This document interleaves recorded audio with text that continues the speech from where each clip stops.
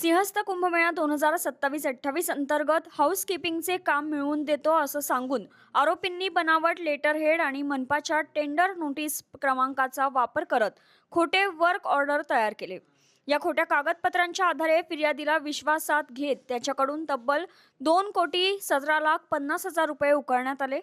फसवणूक झाल्याचं लक्षात येताच नाशिक रोड पोलीस ठाण्यात गुन्हा दाखल करण्यात आला. या गुन्ह्याचं गांभीर्य ओळखून पोलीस आयुक्त संदीप कर्णिक यांनी तातडीने तपासाचे आदेश दिले. यानंतर वरिष्ठ पोलीस निरीक्षक अंचल मुदगल यांच्या मार्गदर्शनाखाली गुन्हे शाखा युनिट 1 आणि गुंडा विरोधी पथकाने तांत्रिक विश्लेषणाच्या आधारे तनय महाजन आणि नरेश महाजन या 2 आरोपींना ताब्यात घेतले. पुढील तपासासाठी त्यांना नाशिक रोड पोलिसांच्या स्वाधीन करण्यात आले. जे तीनही गुन्हे आहेत तीनही गुन्हे नाशिक शहरामध्ये नाशिक रोड पोलीस ठाणे येथे गुन्हे दाखल करण्यात आलेले आहेत आणि त्यांना अटक करण्यात आलेली आहे.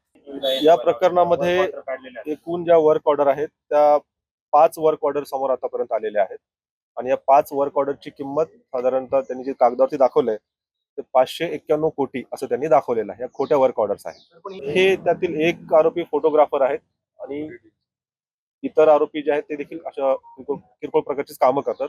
असं कुठला एखादा मोठा याच्यामध्ये आरोपी अजून तरी समोर आलेला नाही.